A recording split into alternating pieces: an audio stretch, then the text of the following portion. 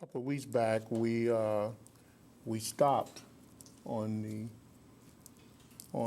understanding the mystic knowledge of Tantra Yoga. We stopped at this point, I think.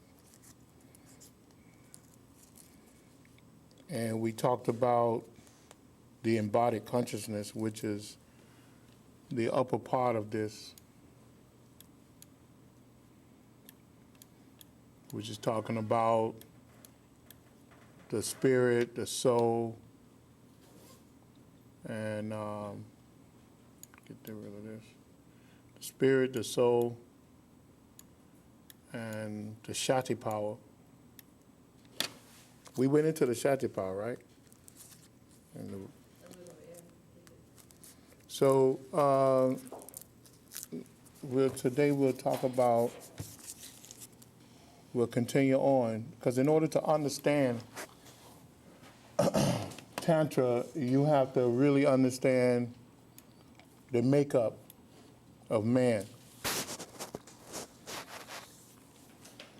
And various bodies that we're looking to try to control in order to bring about a greater union with God or our higher self, with our higher self and God. So we'll look into the various or vehicles of expression that the soul have built around itself in order to gain experience in this gross world. The first body and that we'll look at is the auric structure, or the auric body. And the soul creates the auric structure of man in order to harness the Shakti power, all the different degrees of Shakti power that's needed in order to bring about this involution so that we can start on evolution. And this auric body is described as an egg-shaped type substance. And can't help that.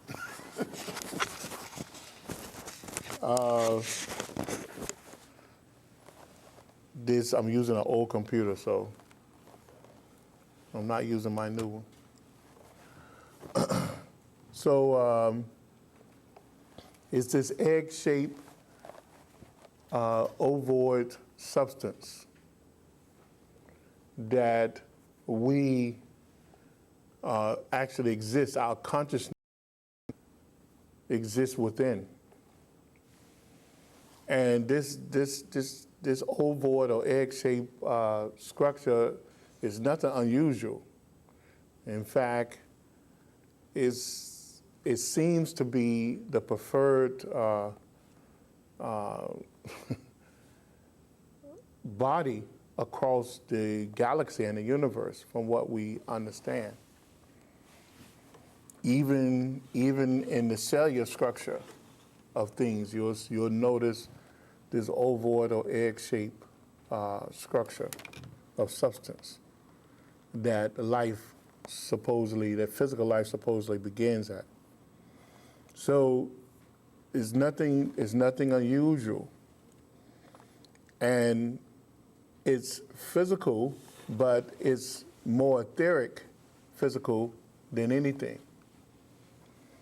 So this auric structure that the soul builds is really, as far as we know, is indestructible. It's totally indestructible. It lasts for lifetimes. It is the vehicle that carries us from one life to the next, whether it's the physical life or the astral life or the etheric life, on the etheric or the mental etheric planes or the mental astral planes is still the body in which we are within. So, therefore, it's the strongest material that the soul makes. It has layers of operation to it, this auric body. And the soul operates from these different layers or different frequencies or octaves. It operates from these different layers or screens, you can call them almost. It has different functions. The auric structure, you can say that it holds the first consciousness of the soul, because the soul limits itself through structure. It brings about a limitation of itself. Remember, the soul is above consciousness. The soul has no consciousness. The soul is all aware. So what the soul does is create this field of substance and turn it into this altered state of consciousness in order to allow it to communicate with the outside world, solar system, galaxy, universe. Okay?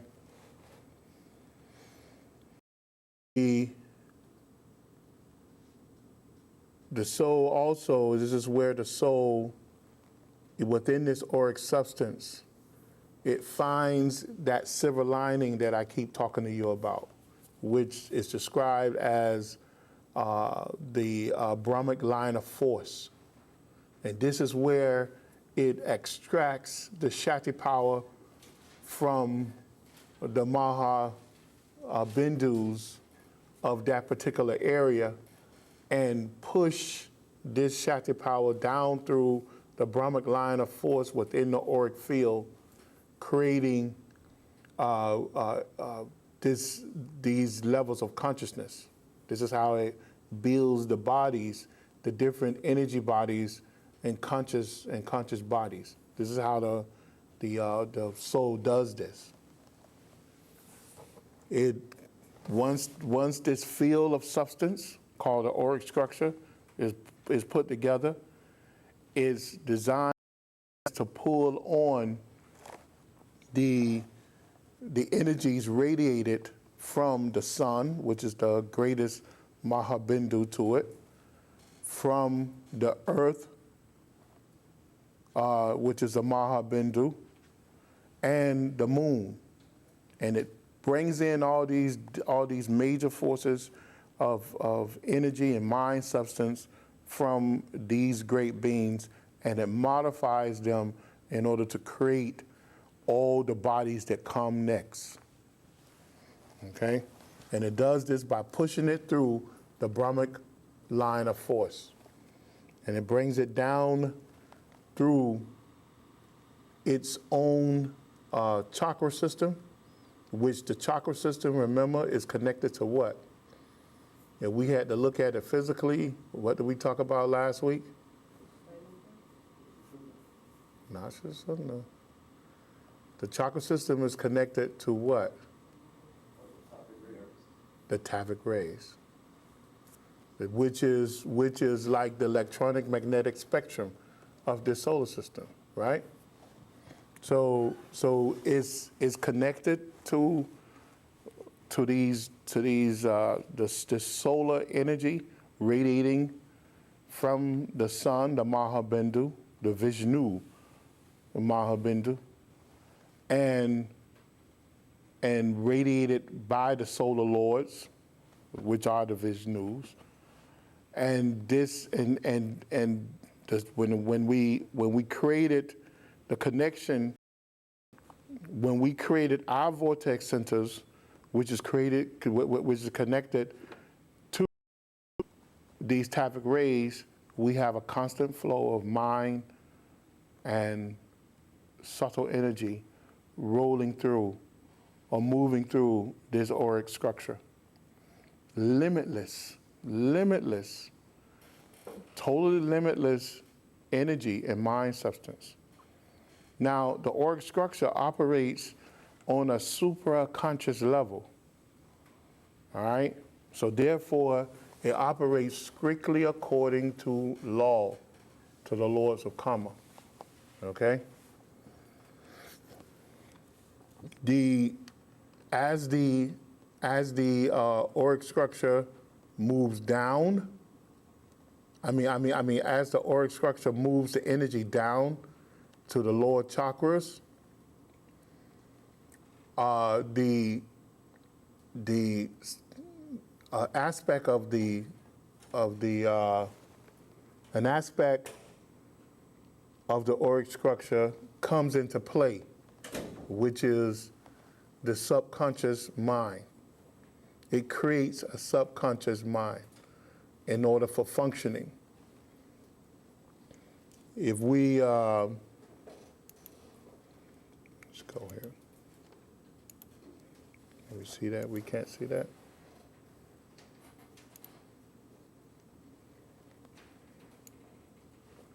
Can we see that?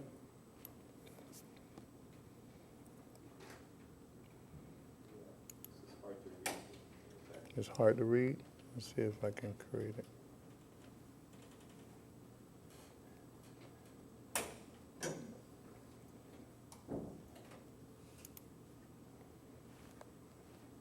No good?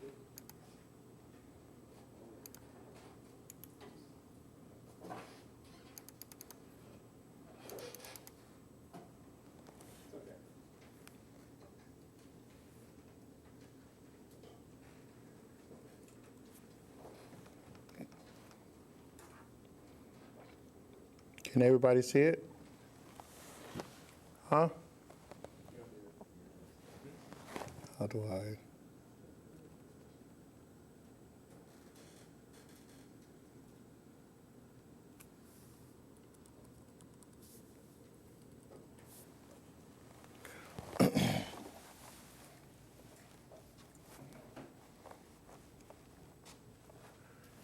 The Brahma line of force is here within Sushumna.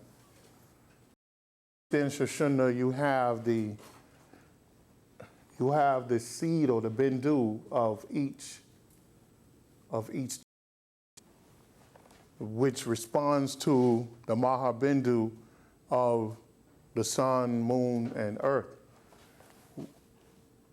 As this auric structure push down this power, it activates the subconscious and conscious mind, really the subconscious mind, because as it brings it down, it creates the basic consciousness. But these two chakras is the home of the subconscious mind, all right? And the subconscious mind actually become active at the solar plexus center. And why is that? Is this, the subconscious mind.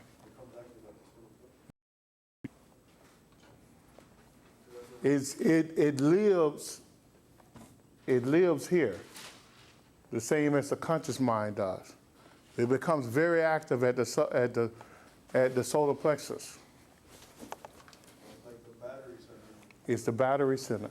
It's the energy that it uses in order to take care of involuntary functions.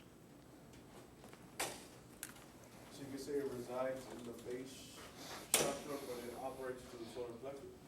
It resides actually in the sex chakra.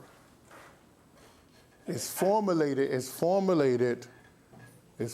and have its first origin in the base of the spine, but it resides actually in the base chakra. When you look at the yantra, or the symbol of the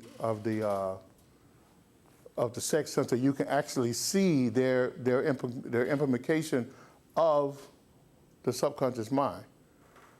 They design it in order to express the hidden functions.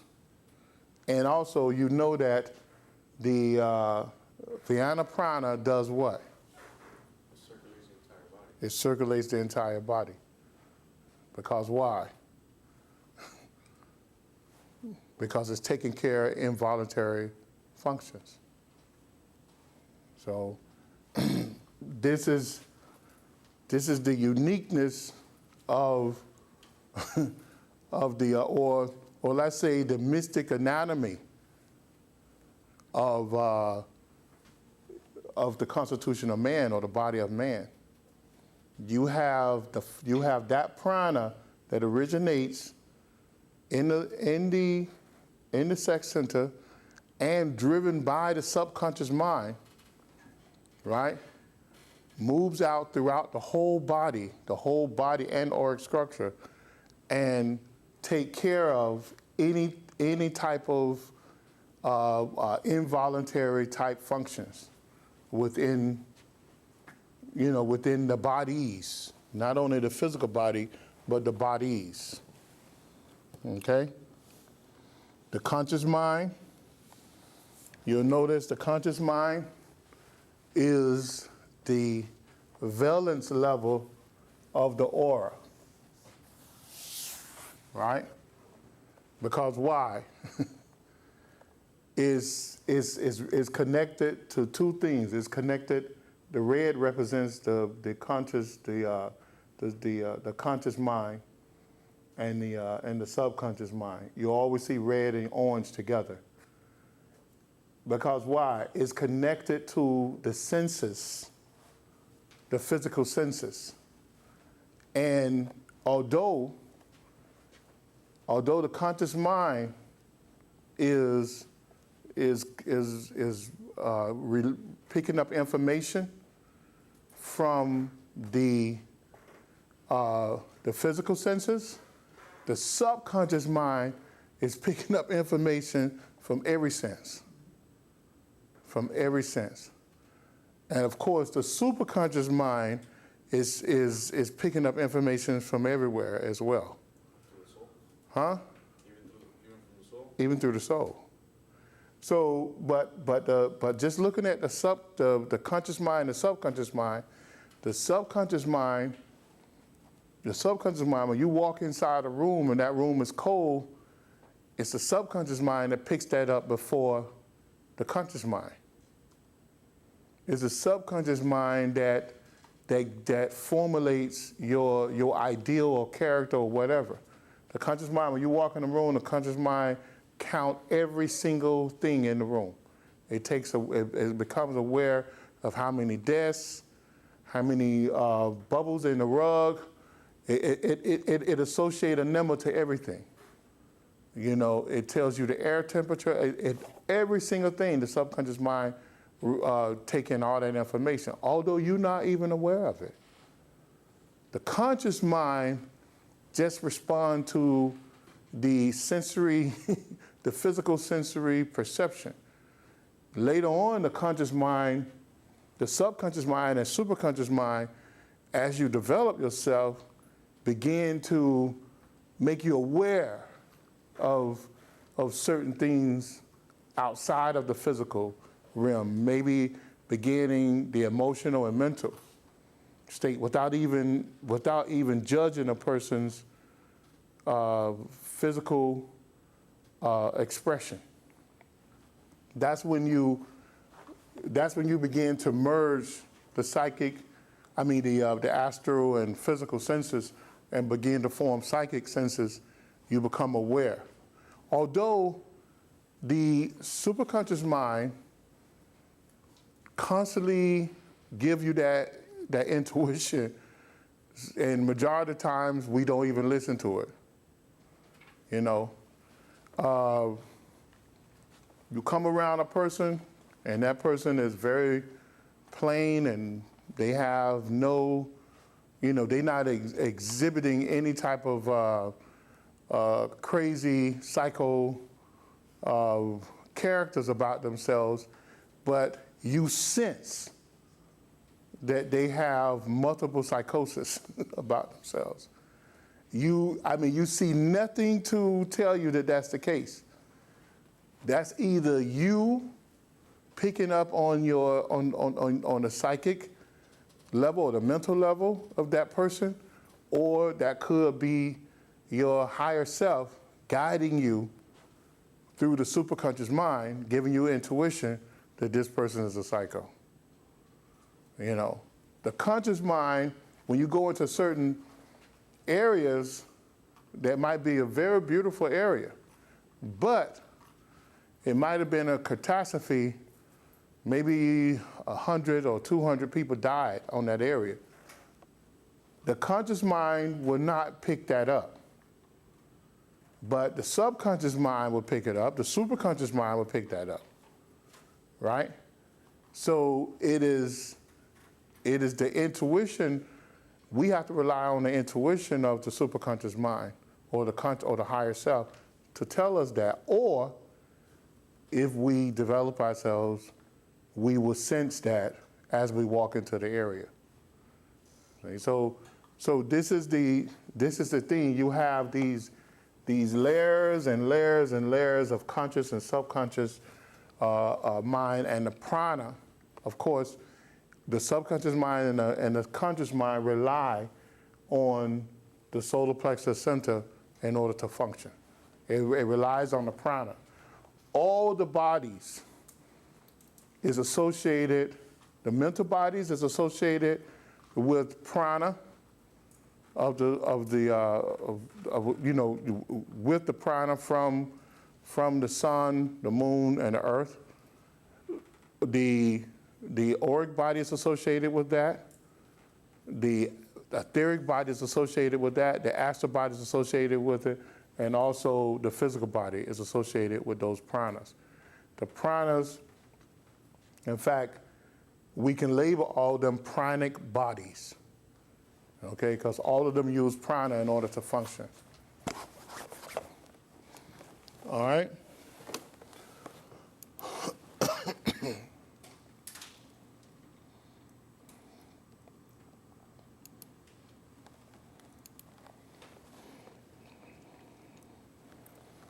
So of course, how does all this work?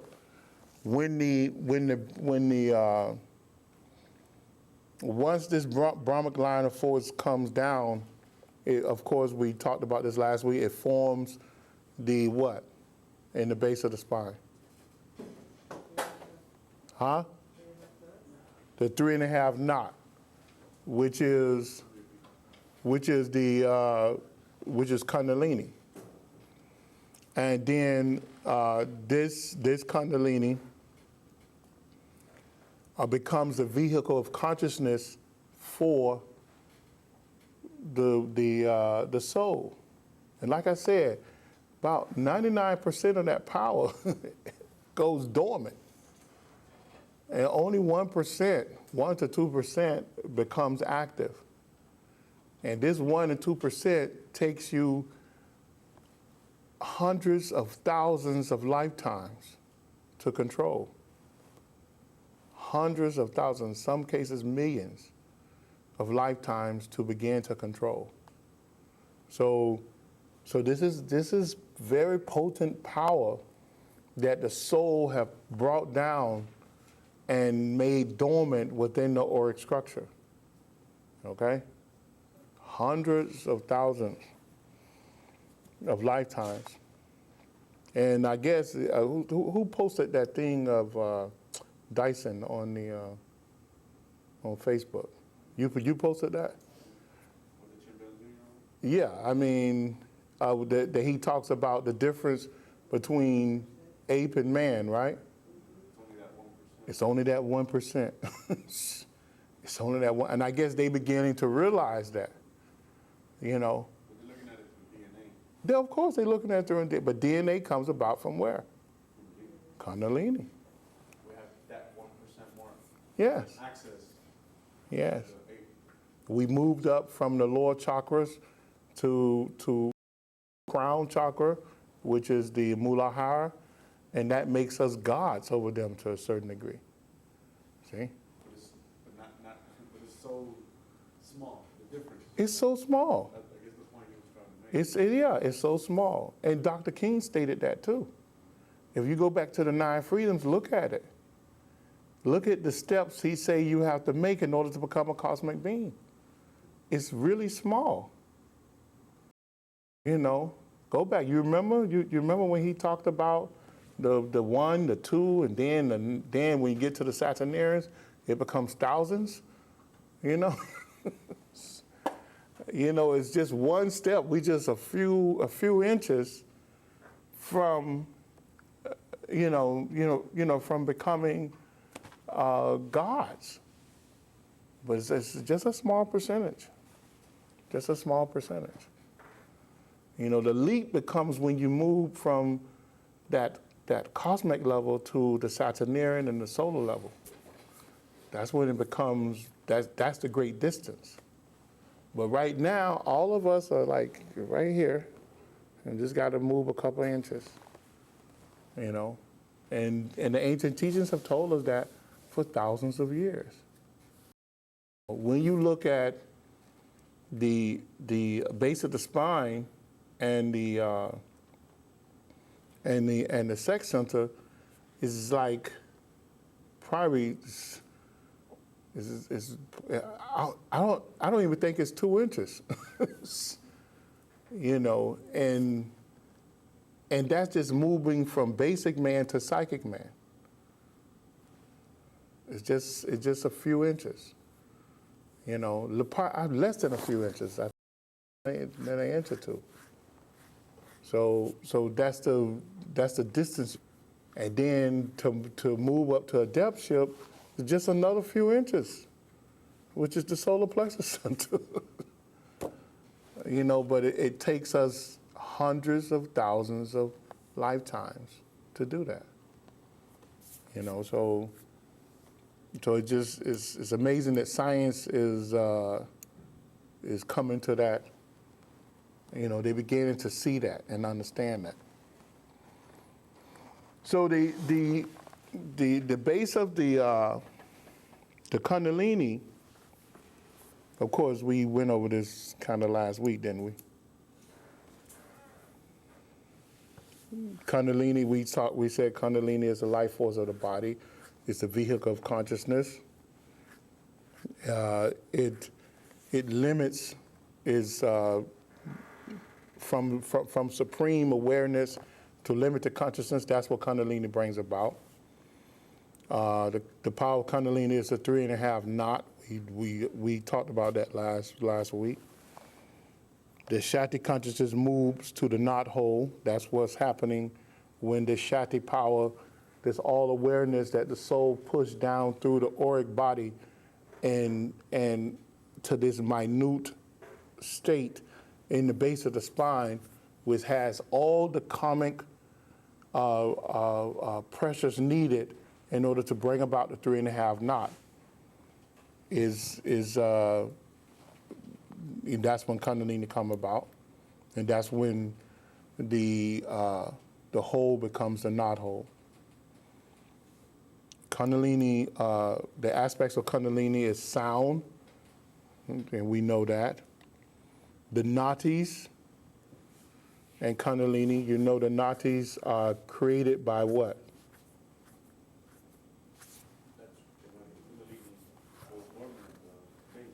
Is created by the sound of Kundalini. Okay? The nadis is created from the sound of the vibration of the nadis. Of the Kundalini. Nadis are moving energy. It's that 1 or 2% that leaves the base of the spine and goes up. It creates the nadis. Okay? And the chakra BJs and the Kundalini, we know what that is, right? Do we know what that is? What is a BJ? Seed what? seed mantras, right? So it's the seeded sounds. So what happened, the sound that travels from Kundalini moves up and branch out into 242,000 pathways of sound, right? Of this vibrating sound that carries what with it? Consciousness, energy. And it wraps up and goes through the vortex centers, what we call chakras, and create these knots. The chakras, another name for the chakras are nadi knots. Okay, because it goes through there and it forms a knot, which is the petals. Right? And it expresses a particular sound that brings about a particular function or a particular energy function. Okay? Now, the Tibetan from Alice Bailey said that mankind would not move forward into proper medical science and proper healthy living until they map out these nadis. All right? That's what he said, and he was a member of the Great White Brotherhood. He said that's the direction that we need to go. He said the people that come after him need to pay close attention to this and begin to study these nadis, the within the bodies, and learn how to remove the obstruction and bend medical science that way so that, number one, we can extend the life of man. Number two, we can cure a lot of the psychosis of man, you know, because it is the formation of these nadis and the obstruction of these nadis that bring about all the adverse personalities and obstructions in life. So, and he stated this way back in the 1800s, early 1900s, I guess, early 1900s, through Alice Bailey, the Tibetan who spoke through her from the Great White Brotherhood. So it's, yeah. Are the nadis uniform for everyone? In a sense, most of them follow the same pattern. They just express themselves differently at different situations. It's the same way even the nervous system in the body or the blood flow. Most of them follow a certain pattern until we create the obstruction for them. Through what? Plaque, through nicotine. You know, if you smoke, then you create an excess of nicotine within the blood system, which creates obstruction of the blood flow, which eventually clogs the arteries. Cholesterol clogs the arteries. So, see, these things clog up the flow of physical energy within the body, which we call blood, you know, and water and electrolytes, the neurons, and we eventually see an early death because of that, because the consciousness cannot express itself through there. It's the same thing happening on the etheric structure with the nadis. See, but the difference is that we have these horrible thoughts, you know, that creates the obstruction, you know, and these thoughts becomes a part of our actions, our personalities, and it further creates obstruction, and it messes up the energy balance within the aura. Now, a lot of, in the past, that was the reason why a lot of the Buddhists or these monasteries, they said, okay, we understand that having wrong thought, which lead to wrong actions, obstruct the nadis and have us to create all these different psychoses, or we will move out into the wilderness and we will not have nothing to do with the rest of society because they are the stimulants. They, you know, they stimulate us in the wrong way. And a whole science and knowledge and doctrine was built on that. I mean, you can see it in the Christian society, you can see it in the Buddhist society. They blame all the,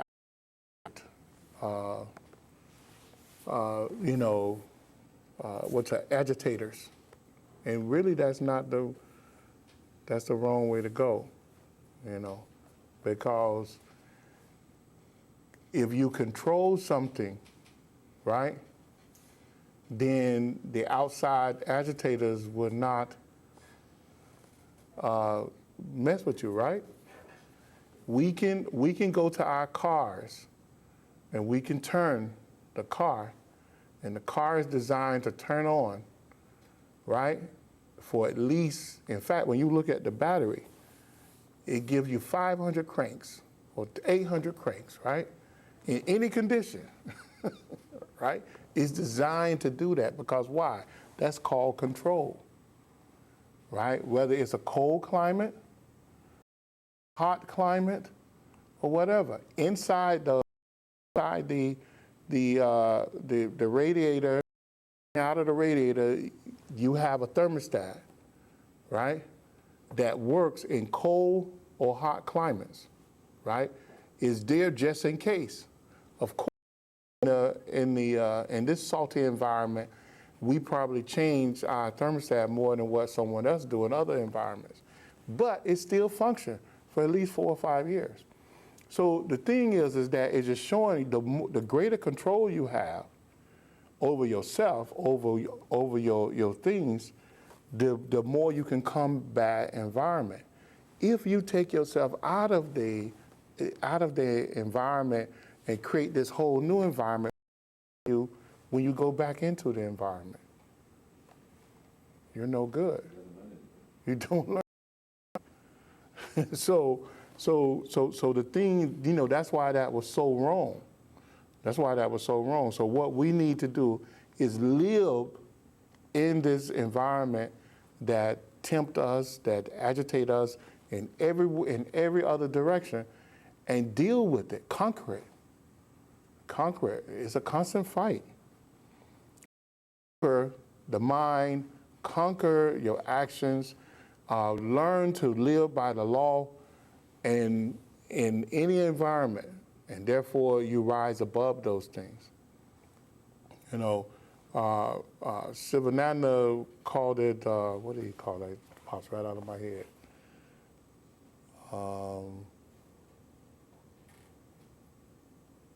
I forget, it was Nanny. He called it he said that we use Tantra Yoga in order to carve and mold our thoughts. Because Tantra Yoga will lead us to what do you call it?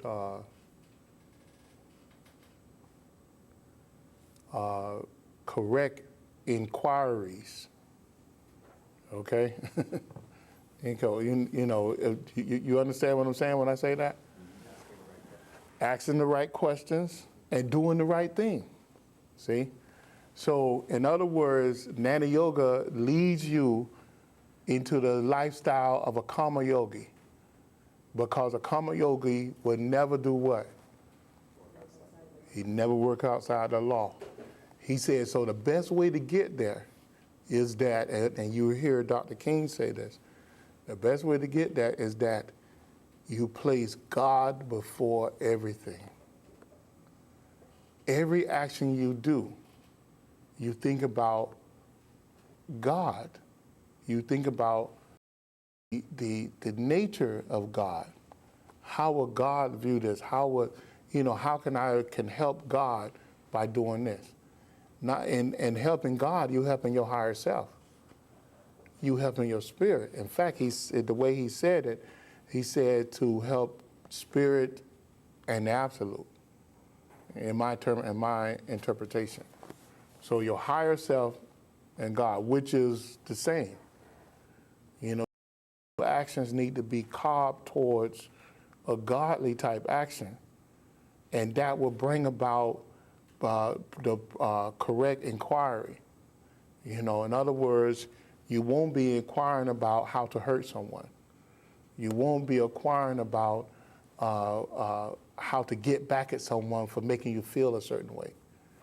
Because you will realize that if someone said something to you, if someone did something to you, somehow you on yourself, or somehow you was led to be a lesson for that person. Even if you didn't negatively bring it upon yourself, you positively brought it upon yourself. Because why? Because you were the proper bouncing ball that that person had to come up against. Or you were the perfect reflection that that person had to see to agitate them to the point where they responded to you. And then it gave you the opportunity to do what? To respond to them in the proper way, in a loving way, not in a way to tear their head off their body. You know, a way to give them a lesson so that they can go back. So when Sivananda talked about this, and it's funny, guess what he mentioned these things when he was describing the avenues of basic concentration. How to control your thoughts and actions. Yama. The first step in doing this. So those, those are the things that we must look at and think about as we begin to make this journey.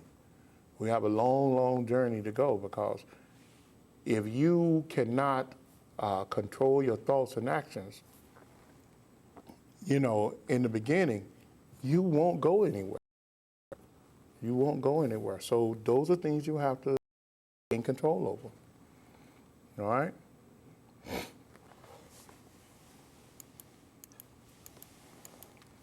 So we kind of just talked about that, I guess. The aspects of Kundalini, we talked about the sounds, Kundalini, the nadis, and Kundalini, the chakra BJs, we talked about that, right? The 5 major pranas, 5 minor pranas of Kundalini. Everybody understand that?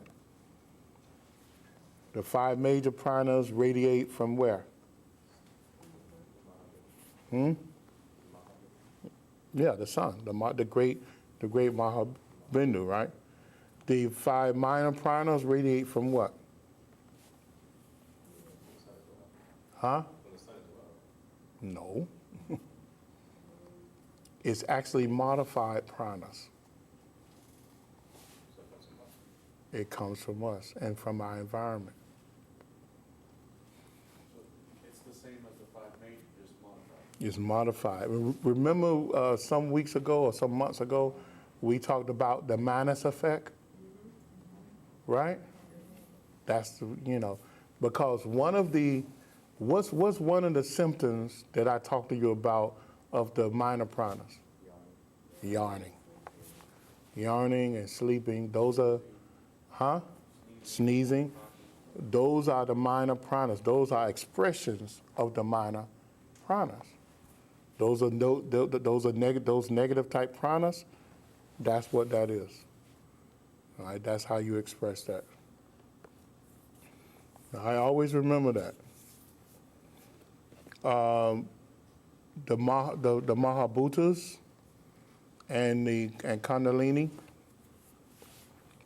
What are the Mahabhutas? The cosmic elements.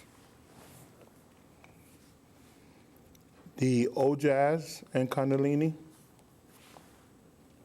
What is Ojas?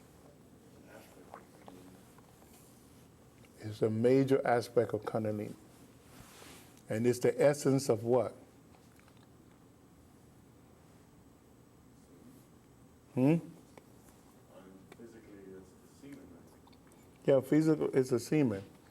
But in the Tantra Yoga, it's the essence of what? Like the life force? Hmm? Vitality, the vital life force. Yeah, but let's go to Ayurvedic, because Ayurvedic, Oh, the tissues? the tissues, yeah, the tissues, right? What hold the joints and, Hmm. so that's what hold the joints and all the, Right, right. When we speak about ojas, is that purely physical or are we talking subtle also? It's subtle and partially physical. Like when we talk about the tissues and the joints and all that, I mean, Well, it's the essence behind that. It's the thing. That's why if you engage in heavy sex, you feel what? You feel weak, and you feel weak mostly in what? In your joints, right? In fact, you may go into a deep sleep in order to do what? To regenerate yourself, right? And that's because it's, in fact, it's a heavy concentration of Kundalini on the physical plane. Ojas is. In fact, Ojas is the thing that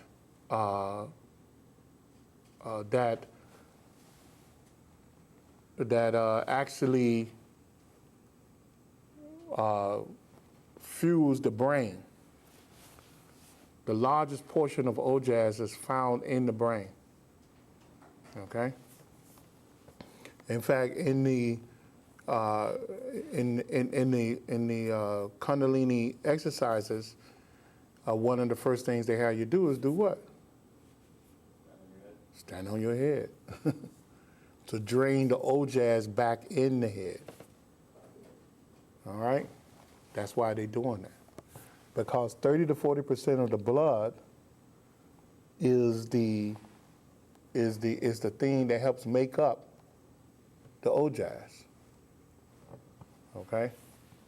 So that's a concentration of Kundalini.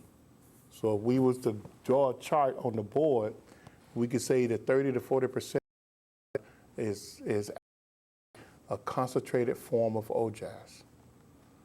All right? And also, when you look at the essence of all the tissues, because they break down in Tantra, they list 7 tissues, and the 8th is Ojas, and the eighth one was 8. The number 8 stands for power. It feeds or radiates energy to all 7. Okay, and they look at bone marrow, the bone itself, the blood, the tissue, all of this, and Ojas is the thing that feeds the energy, that gives the energy to all of that. All right, so it's something to just think about. Then when you look at medical science, they say 7% of the body is what? It's water. But then 30% of the blood is what? It's Ojas, or 30% of the body you can even look. Because all the body originates from where? Bone marrow to blood to what? Nobody knows nobody knows it? You have cells, which is the bone marrow. You have blood, and the blood forms what? Tissue. And the tissue forms what? Organs, and the organs form what? Systems, and then you have a human or animal. So the look at it, that this Ojas is very, very powerful. It's very, very powerful, and that's where it comes into controlling. That's why it's so important. And anyone who tell you that you don't need to control Ojas, run and run fast, because they don't know anything about metaphysics. And they only leading you astray for the next 100 to 200, maybe 1,000 lives. Okay? So the fact that you understand that, you're 100,000 lives ahead of most people. Okay? Because unfortunately, that's the truth. You have to control it. You have to control it. Because it's your life force. And when we learn to control it at will, we will develop and move our consciousness at will. Okay? So the essence of our consciousness in physical terms is 30%. Because it's the power. That's the power that's moving it. That's powering it. Okay, the road towards Bindu with the controlled power of Kundalini. And we kind of went over this already. So you see how when you look at the anatomy of the subtle structure of ourselves, you can put into place the yogas, right? Because the principles and knowledge of Jnana begins to mold and shape mind, right? And what does mind mold and shape? Huh? Prana, right? So mind and prana builds what? It builds the bodies. So that's why we look at Jnana Yoga, right? Which brings the principles and knowledge of the ancient satras, right? Which gives us the laws of karma, right? Which brings us to the point that Sivananda talked about, Bhakti, right? Our devotion to God. We have to place God in our actions, because why? Because it teaches us to care and love everything, every single thing. You have to have compassion and love, because why? It is the sustainer of what?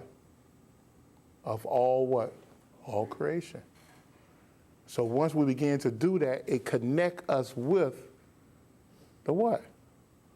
The universe. And now we have a greater control over what? Because the next thing we have to go into is what? Nobody remember? Huh? Let's go back to the chart. Did I bring it up here?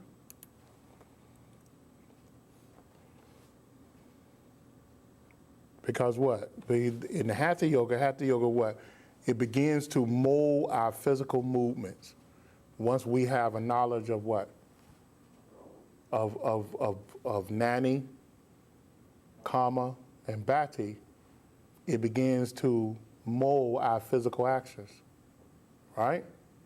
And from there, it moves us to what? A greater control over ourselves through Raja Yoga. See? You had a question?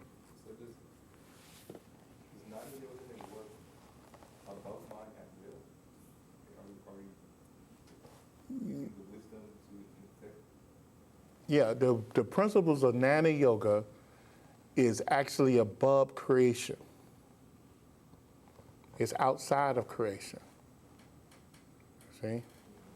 Jnana, the real Jnana, when you look at, because Jnana is what? Jnana is part of the what? The four principles, the four major principles of what? Of Shakti, yeah, of the creative Shakti power. So it's actually outside of creation. It's that the Absolute is using to mold and shape creation itself. See, so remember, even Dr.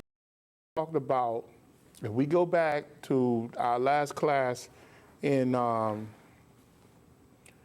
12th blessing, Dr. King talked about the laws of creation as being what?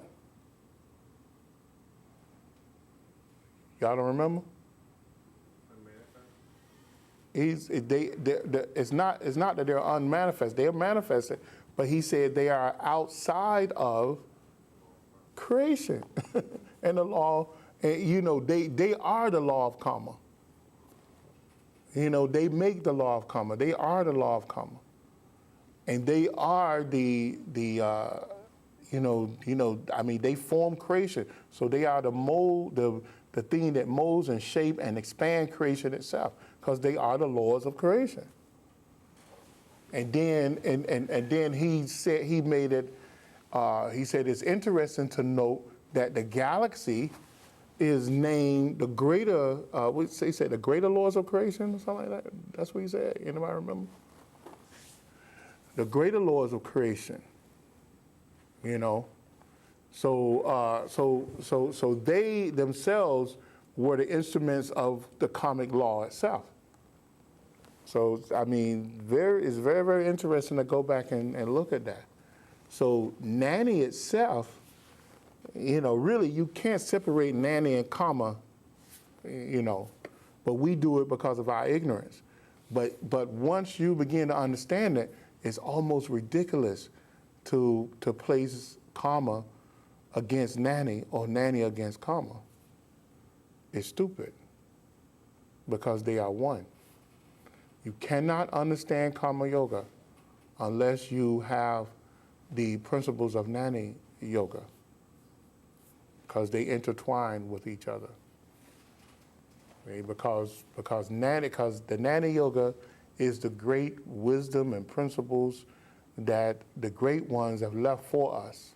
It's the signatures of life itself. And those signatures of life express what? Karma. The Nani yoga itself is the great expression of karma. So they are one and the same. Okay?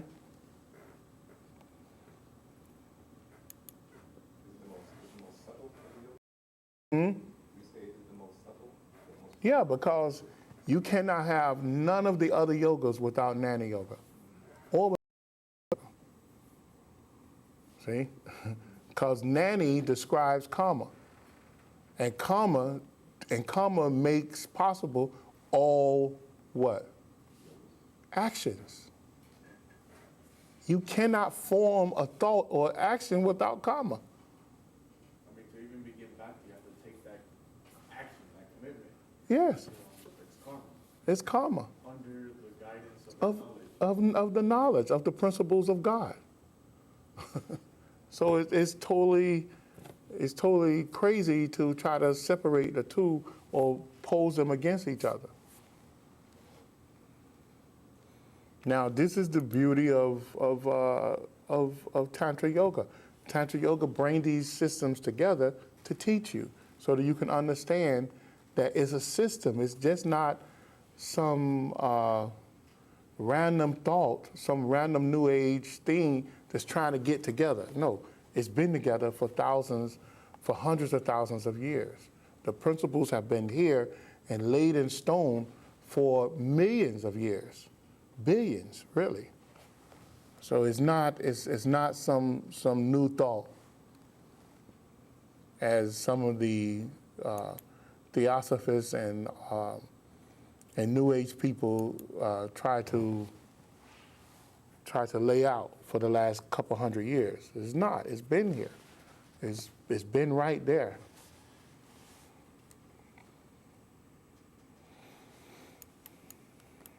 It's getting late. You guys want to stop in here or keep going?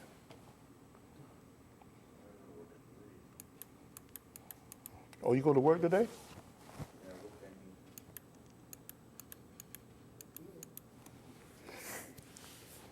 Okay, so next week we'll go into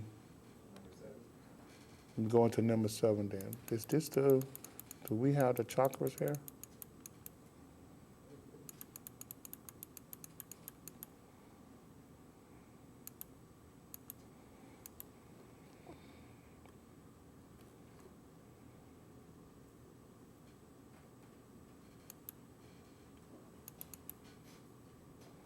Yeah, so we'll go into number 7 next week. It's the next one we have the chakras in, right? Oh, yeah, yeah.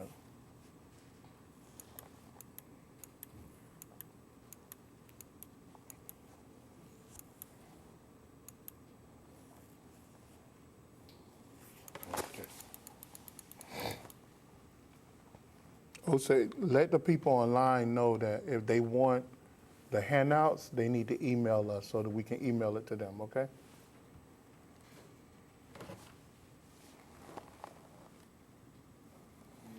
Yeah. Do your teachings have you work on the physical before they have you work on the mental? Because by working on the physical, you get in a greater contact with that awareness of your subconscious mind, which then leads you to the Well, connection with your superconscious mind. it's just the way, this is the order in which it should be done, in my opinion. Jnana Yoga, look at Jnana Yoga, Karma Yoga, Bhakti Yoga, then Hatha Yoga. See, Hatha Yoga is physical, it's the physical. Really, Jnana Yoga, Karma Yoga, and Bhakti Yoga is all physical to a certain extent. It's a mental physical, but you cannot control the physical until you have perspective of the mental. So, Jnana Yoga controls action. Karma is action, right? It's thought and action. But there's action in thought and there's action in physical, right? So that's what it's all physical, really. It doesn't get into the mental aspect of it. I mean, it doesn't really get into the mental aspect of it until you get to Kundalini, which is 10 and 11. That's when it really gets into the mental, unfortunately. But that's when you're getting into superconscious awareness. That's when you're getting into not only superconscious awareness, that's when you're getting into, because remember, you can go through all of these yogas, right? And you're still making the long half-inch or inch-and-a-half journey to the sex chakra. See? Unfortunately, it takes that long to gain control over those forces. Well, that's what I mean. Like, if like the first 4 yogas are kind of you just getting the awareness that your subconscious mind has, right? And like you're just that. Yeah, all of this. It takes all of this. Remember, You're still that limited. it's Nani, Kama, Bhakti, Hatha, Raja. You're still with the physical. Pranayama is physical. Mantra is a physical movement or rewriting of the auric structure, because when you chant mantra, what you do, you create a different signature within the aura, but you're doing it through physical voice. You're doing it through physical voice, and you're doing it through mudras, which is a physical thing too. And then you get to kriya, all physical. Because it's breathing, it's a, you're creating a divine action of all of this above you. And then what's missing right here is Tantra Yoga, because all of this right here makes up Tantra Yoga. Because once you have put 1 to 9 in your actions, that's Tantra Yoga. And then you move to Kundalini Yoga. And that's when the mental really starts. Because why? You begin to concentrate on moving this energy. The 99%, the 98 to 99% of this energy up Shushunda. At that point, you should be comfortable enough to begin to try to move it. And that's when it really becomes mental. Everything else is physical.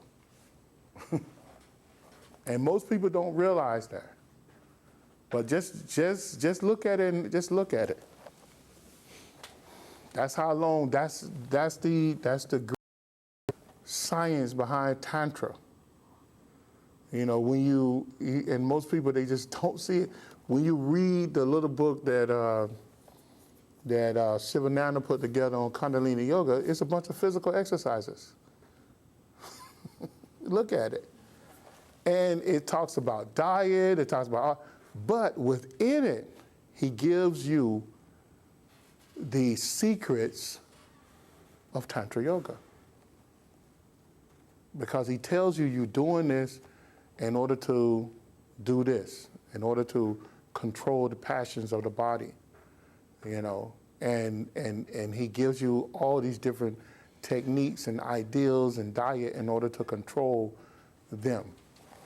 Now, he know that the serious student will go beyond that in order to really, really study it.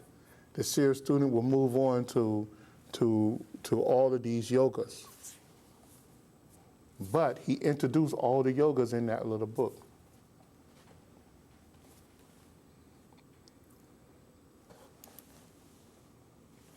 Is there any other questions?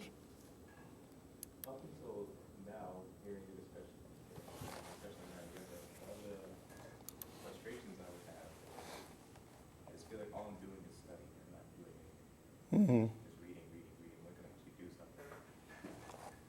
And that creeps up every once in a while. Just praying or just reading. But I told you all this before. I guess you didn't hear me.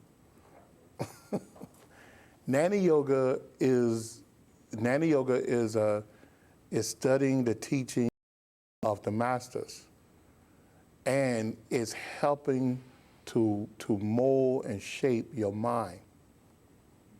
That's what it's doing. It's molding and shaping your mind. In your studies, you should begin to notice that your whole mind begins to change. Your behavior begins to change. You know, when you see a person now, you don't think the way you used to think. You know, a person cut you off and on the road driving, and the first thing you want to do, you stupid so-and-so, this, that, and that, and that, and that. You know, it changes that a little bit. You might still say something. But it gives you that afterthought, you know. It gives you that afterthought of, you know, this is a divine being, you know, that just cut me off. You know, this is a future divine being. This person one day will be a Jesus. It makes you think those things.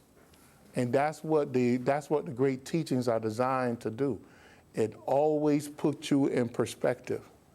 You know, it has you to as the Sivananda say, make the correct inquiries, you know, to yourself, because you're always talking to yourself.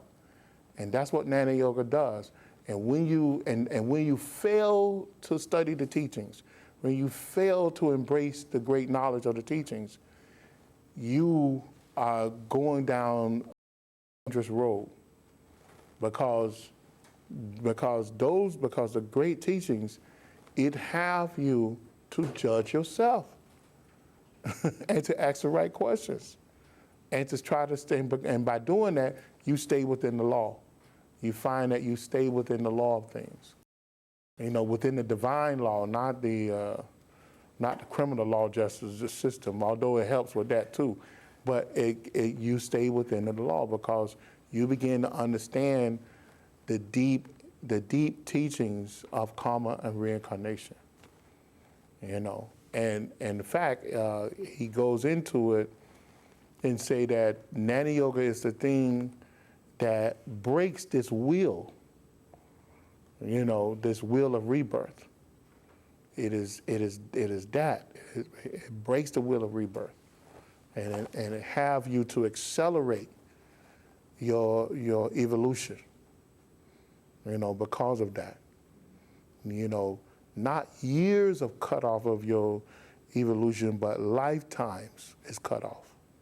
Lifetimes. Lifetimes here in he calls it the samsara, or he calls it the samsaric journey. He say lifetimes are cut off of that, you know, by moving into Jnana Yoga, and that molds and shape you to the laws of the divine, the laws of karma. So that's why we study. That's why we study that, because you know, there's a gradual. I mean, what you're doing, you're seeding yourself.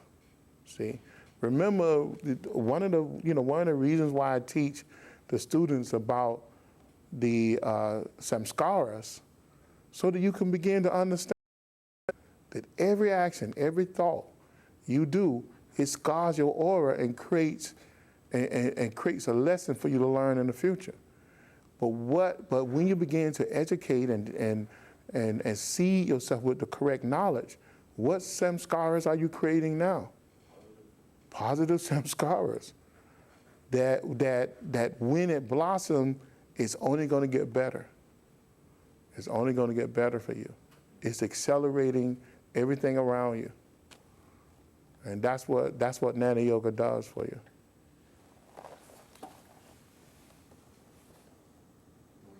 What was the basis of that question? No, just when I've been studying, I would get. I feel like I've been studying my entire life.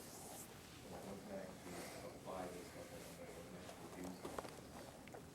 I'm reading about raising Kundalini and studying all these things in Tantra, but I want to keep doing something.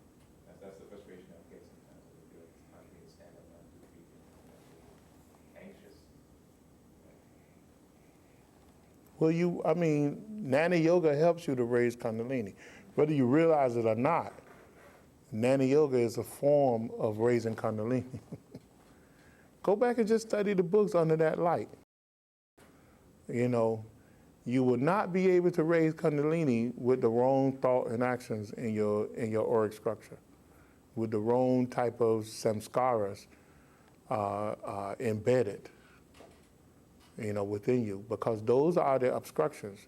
So you have to begin to rewrite all of that. You have to begin to rewrite that auric structure, at least the first several layers of that auric structure, in order to begin to make the right energy flow. Sivananda said that wake up in the morning, and he gave a prayer, an affirmation and a prayer to say to the Kundalini goddess. Every morning and every night, you say that prayer. In order to, that's another way of just rewriting the auric signature. Because he understood, especially coming from outside of this world and looking in and seeing how we have damaged ourselves, he understands, the things that we have did to ourselves. Just a simple prayer. He formed a prayer that you pray in order to allow this power to be awakened and to travel more and to be more active within our body, within our framework. So all of this contributes to Kundalini, and you cannot do it without it. And if you do, you asking for trouble. So you have to go through those stages. Whether you realize it or not, you have to go through all those stages. And you can't skip one. And when you do, there's a great imbalance. It's a great imbalance. That's why you see a lot of people that's psychics, or even so-called psychics. You notice immediately they have some type of imbalance. Some type of psychosis that they're fighting in their life. It doesn't matter how much they try to show you something different. It's so obvious when you study them, because they don't go through this pattern,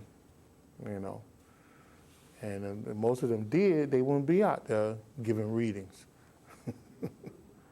They wouldn't.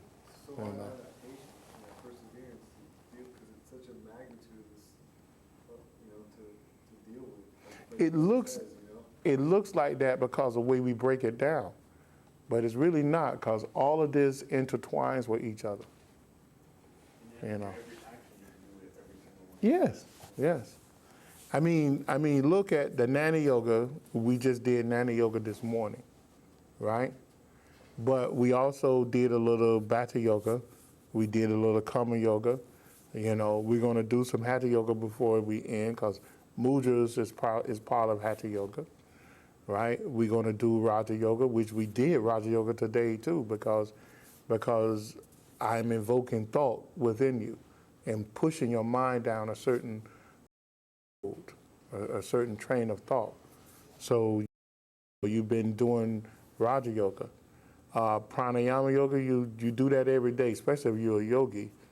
You breathing, right? And you try to breathe right, especially when you're taking in knowledge. Mantra Yoga is the yoga of sound. When you speak, you do mantra. Whether you use the Sanskrit words or not, when you breathe, you do mantra as well. All right? So, and then Mudra Yoga, we do it in our prayers. And then I practice a little Kriya Yoga because we calculate our actions. We kind of calculate our actions to do the right thing in our life. We're not out there causing chaos. So you do all this stuff, you know, you just want to be aware that these are the things you need to do. And it begins to mold and shape your auric structure in the proper way to allow greater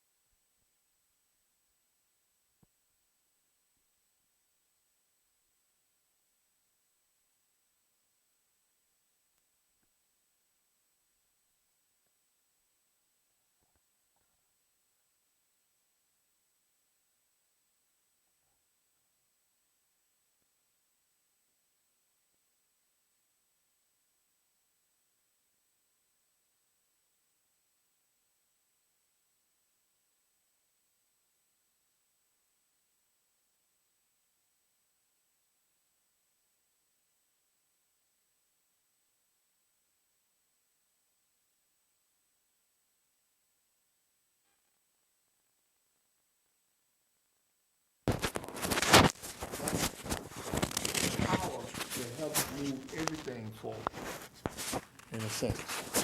You know, whether you are the lighthouse today or, you know, or the shrubbery tomorrow, it doesn't matter to you, in a sense. But you're there to make sure that the energy, the great divine energy that's radiated from the gods, from the soul.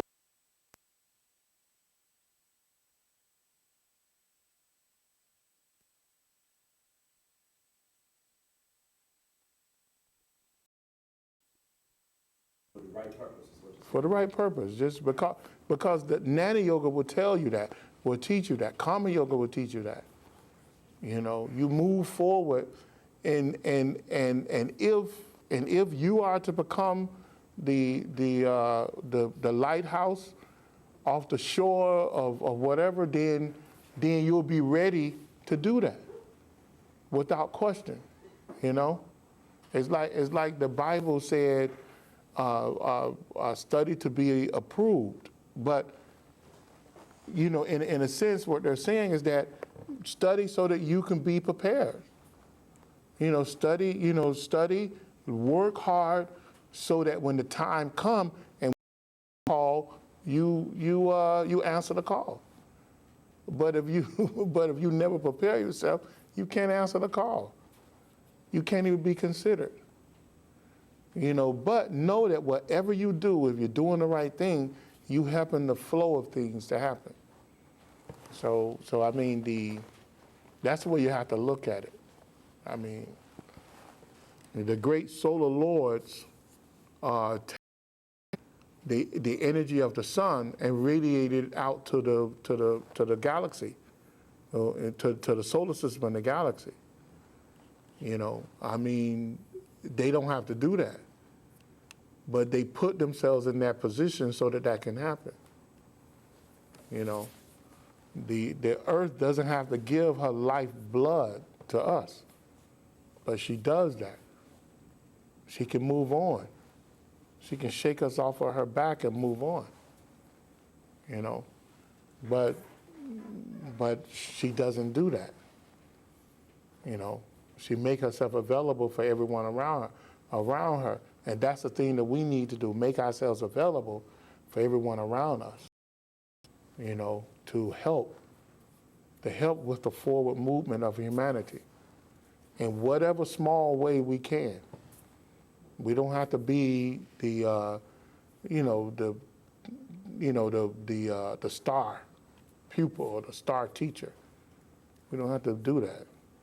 You know, we can just be who we are if we live the right life, and that's what you want to look at. Don't look at, oh, I need to do this so I can gain this and get this and become this, and because you right into the wrong samskaras.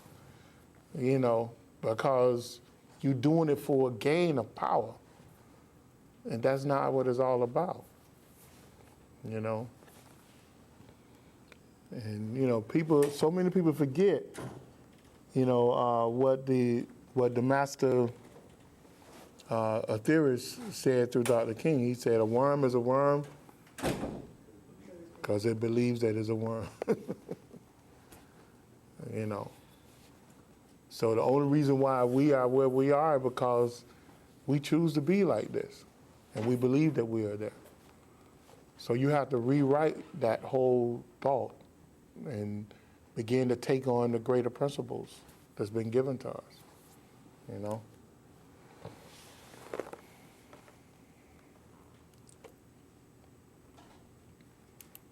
And the only reason why I was saying that, because some people take the attitude as though they don't have to learn anything. They can just do. And, you know, just do. And I don't prescribe to that. You know. And I don't think that Dr. George King prescribed to that either. You know, because, I mean, he used to make a point of the medium who said, I can't write. I can't read or write. Remember, he made a point of that on one of his, more than one time, on his lectures. You know, the guy who used to go in the medium and contact, he used to act as a medium for discarnated entities, and he used to get up on the stage and say, ladies and gentlemen, I can't read or write, you know. And then he'd do his little thing. And he said that was a mistake. No, you need to have some knowledge. You need to have some proper, you know, knowledge behind you to do anything. You know, you just don't go out and do something without having the proper knowledge.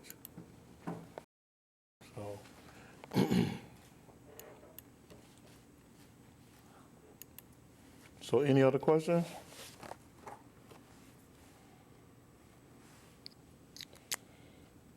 If not, we can close out.